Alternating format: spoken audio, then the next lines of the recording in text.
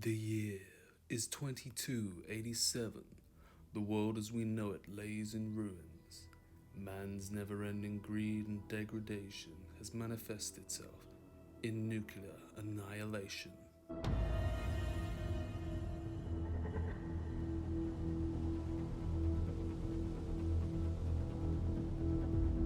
Out of the residual nuclear fallout, hideous beasts and humanoids are born, none more terrifying than those known as super mutants.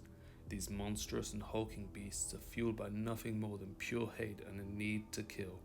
Large green beasts wait, is it that? Okay, there we go. And they're really scary too. Jimmy! Little Jimmy! My, how you're grown up! So good of you to come visit your grandma. Well, mostly.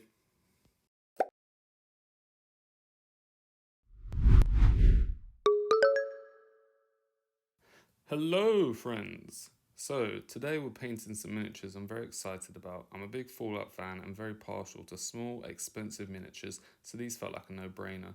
The box comes with a bunch of different cards used in gameplay, a quick scenario to play, and of course the miniatures themselves. In total, we have 5 little muty boys with varied equipment and poses, and also 2 mutant hounds to accompany them. Now, one thing that plagued me straight away was the bases being attached to the sprue. Cutting these away without leaving a big scuffed up chunk was basically impossible, well, for me anyway, even when I did it more delicately than I was snipping them off here. Also, many of the pieces didn't fit together all that well and have parts which would need to be filled. On plastic miniatures, I could just add a little bit of plastic cement and leftover sprue to fill the gaps, but since these models are resin, it will take a bit more work. For this, I'm going to crack out the milliput. I take a little block from each stick and give it a ferocious mixing until it is soft and malleable. Then, using a variety of sculpting tools, I squish the milliput into the most visible gaps, smooth it over as best I can, then come back with a little drop of water and smooth it over once again with my finger to try and blend it into the mini. I repeat this step for my worst offenders, and I only get a little bit annoyed when the milliput doesn't blend in as smoothly as it did in my mind beforehand. Luckily, the flesh of the super mutants and their hounds is quite bumpy, so it's not too noticeable once finished. Once the milliput is set, I take the models for a soapy scrub to remove any of the mold release agent that might be left on them. I probably should have done this before I applied the milliput, but it shouldn't cause any issues. Well, hopefully. I give them a quick blasting with the hairdryer, then get them primed, and they're ready for a good slap of paint. I want quite a vibrant green for the skin of these guys, so I take some moot green and add in just a few drops of Lauren Forest to enrich it slightly. And, with a nice damp brush, I start to work the paint into every crevice of the mutant's flesh. Some are giving me big Hulk vibes, whilst others have sections of muscles and flesh that remind me of how frozen peas look. Right now the colour's a little bright and a little in your face, but by the time we've finished I think this will look good, and if it doesn't, I'll just launch these miniatures out my window and watch the seagulls fly them back to their nests to keep their children company. I paint this chap's little pea head, and of course you can't have one thin coat without having two, so I go back in once more and give the little green man their second good slavering of paint. With the base coats applied to the flesh, I then move on to all of our armour pieces. I'll be using a dark silvery metallic colour for these areas, so I first base coat them using black, since this will make the metallic colours pop more. Being very careful not to get any of the black paint onto our green skin, I paint in all of the pieces of makeshift armour and metal junk these super mutants are equipped with. I give 2 coats to areas that need it, whilst others are fine with 1. For my metallics, I'm using gunmetal from Army Painter. This is one of their dark metallic shades and is a very good paint overall. The same cannot be said for all Army Painter paints, unfortunately. So I pick up some paint in my brush and wipe out the excess onto some tissue. My brush now is not quite dry, but it's not quite wet either. I usually call this step dry brushing, but it's not really dry brushing. It's like half dry brushing. High brushing? I don't know. I was going to film the whole brush, paint, tissue removal ratio thing, so I wouldn't have to try and explain what I meant, but I didn't, so you'll just have to imagine what I'm talking about, but you probably already know what I mean though, right? Ka-chow! For all the remaining bits of cloth, leather and fur, I use either Mournfang Brown, Dryad Bark or Steel Legion Drab. I don't really use them in any specific way, I'm just randomly selecting them to add some variety to areas which could end up looking a bit samey. I think out of all the browns I used here, I ended up liking the Dryad Bark most. It's a really rich, dark colour and it's one I end up using in almost all of my paint jobs. I always tell myself I'll switch it up this time and then I won't use it, but then I use it anyway. The Steel Legion Drab is a lot lighter of a colour, but I also really liked how this looked once it was washed and highlighted.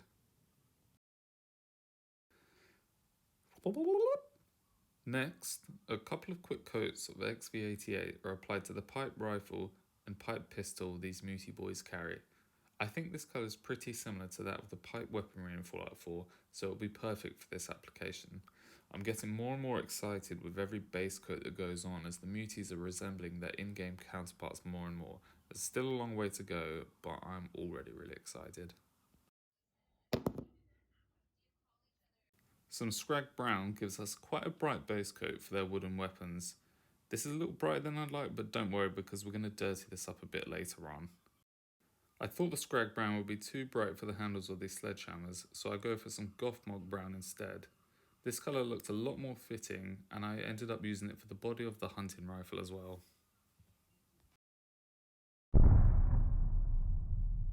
For my final few base coats, I used some Ushabti bone to paint the decorative skulls of whichever poor blighters these angry green men have stumbled across.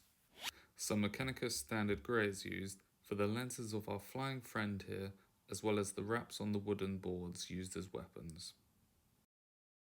And for the last little unpainted morsel, being this Molotov cocktail here, we use Warpstone Glow for the glass and use Shabty Bone for the rag because I can't be bothered to get another paint out. With all our base coats now applied in 2 loving layers, we can begin adding some depth and shadow to the paint job by using some washes. I use a Thonian Camo shade for the skin of the mutants because the skin is green, the wash is green, it's all green, everything's green. Agrak Surf shade for any cloth, wood, leather, pipe or human remains. And then Holy Water, Nuln Oil, for the remaining metallic sections. With my first washes dry, I use some Strong Tone from Army Painter to start building up the rusty and grimy look of the armour befitting an equally rusty and grimy creature. This Strong Tone has a really nice strong tone to it. It applies to the metallic pieces like an oily, rusty, dirty mess, and after one thick coat of this dabbed on here, there and everywhere, I'm feeling positive about the rustification of this armour. For the next step, I take a good blob of matte black paint and add in some Scrag Brown to get a nice grimy brown colour. With an old brush, I stipple on a good amount of this mixture to the metallic sections. I try to do this where I feel dirt and rust would build up naturally and try not to overdo it. Sometimes less is more. The final step of this process for the armour, and my favourite step of all, is applying the actual rust to the armour. For this, I use dry rust from Army Painter, and I don't thin it down at all. I load up my brush and whack it on the model, mostly hitting the areas I'd stippled before, and also any edges or exposed areas which my thorough scientific research might suggest to be susceptible to rusting. All that's left to do now is add some highlights to our minis. So for the flesh of our mutant brethren, I use Moot Green and also some Moon Dust from Army Painter. For the initial highlight, I add a little Moot Green into my base coat mixture from before and apply this to all the raised areas that the Euphonian Camo shade might have darkened down a little too much. I then add in a few drops of the Moon Dust to lighten this mixture down further and apply this to those same raised areas covering a smaller area than I did with the first retouch. I make sure the paint is thinned down to a good consistency here, as thick paint goes with highlights as well as miniatures go with my crippling financial issues. A few more drops of the Moon Dust go into the mixture and I use a thin coat of this to add my final and brightest highlight to the flesh, picking out an even smaller area of the raised points than my last step. Some of these highlights are a bit in your face, but I'm not aiming for perfection here, otherwise these miniatures would probably never get finished. I give all of our textile pieces the same treatment here, but use only one highlight of a slightly lightened version of the original base coat. I highlight whatever I feel needs it here, giving it a gentle tickling with my paintbrush and thin down paint. I don't go too crazy because I want the skin and the armour to be the main focus of these miniatures. With this step complete, I move on to the finishing touches for our little green man.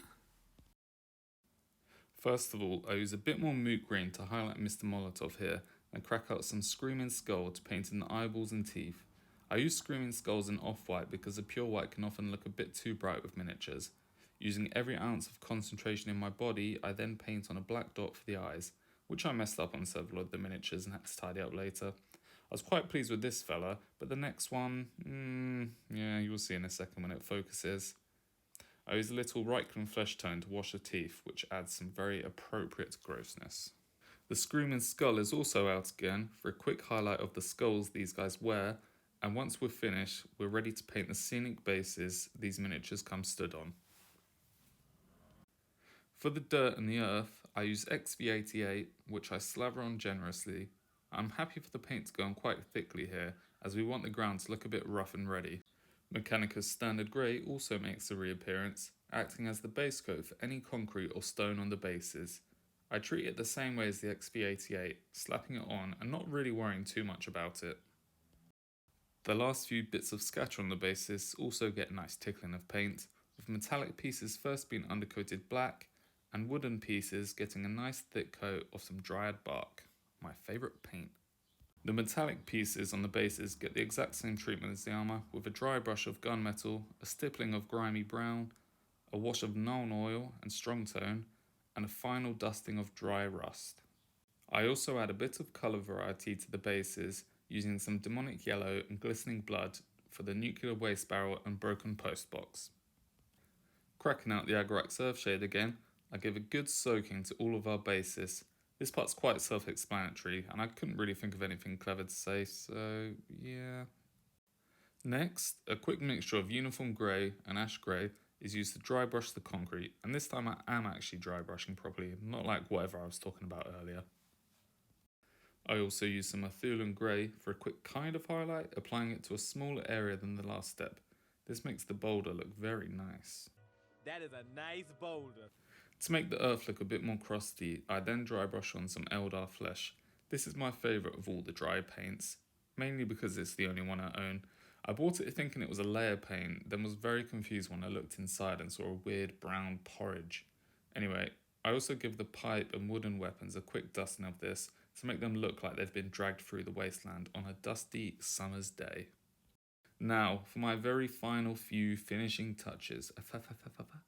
I give any last bits of wood a quick highlight with Gothmog Brown and add a little rust to the barrel and post box. I love adding this rust, I don't know if you could tell, I like to add it to everything. This morning I had it on my Weetabix. By this point, you might be thinking to yourself, my boy, Big Swamp, what is going on with these mutant hounds? Why have we not seen them yet? Well, you're about to, okay? So calm down. I'll fly through these as they're really easy to paint. I first go in with a base coat of Cadian flesh tone, using 2 thin coats to get the coverage I need. I've seen a lot of people paint these in green as well, but I think the flesh colour is a bit more grotesque, which is what we like. Next, I give the minis a good soaking with Reichland flesh shade and let this glorious liquid work its magic. At the moment, they remind me of some little brains or some weird little walnuts. I bring out the glistening blood again to paint in the gums and tongues of my hands, as this gives off quite a wet and sticky gross look once it dries. And oh, would you look who it is again, Eldar Flesh making another appearance, being dry brushed all over these minis, adding a rough highlight to their weird little lumps and bumps. I also paint in the eyes really roughly by just using a small blob of dried bark. For the little teeth, I'm back at it again with the Screaming Skull, which I let dry before applying more Reichland flesh shade to the mouth to add some depth and shadow. I then pick out the teeth again with the Screaming Skull to act as a bit of a highlight and to clean up their little fangs. Finally, I paint their little toenails, or claws maybe, with a mix of Dryad Bark and Mechanicus Standard Grey. With our mutant doges done, I return to my green boy with the barrel here, for which I wanted to try some of this Tesseract glow to look like some lovely nuclear waste. I was really pleased with how this looked actually. It was a little more translucent when it had dried, but overall it gave a really pleasing effect, and I'll probably use this again in the future. Maybe for more nuclear waste, or maybe just for some weird alien snot. We'll see. It's time. The Abaddon Black is out and we are painting the rims of our bases, signalling this most hallowed of journeys coming to its rapturous climax.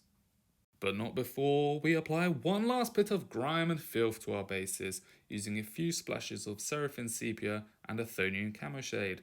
I use the Seraphim Sepia to reinforce the separation between scenery pieces and the earth, and the Camo Shade to add a bit of colour variety to the ground. And ladies and gentlemen, here they are in all their green glory. I'm really pleased with how these came out actually. I wouldn't call myself a particularly good painter, but I was able to get these up to a solid tabletop standard without a great deal of effort.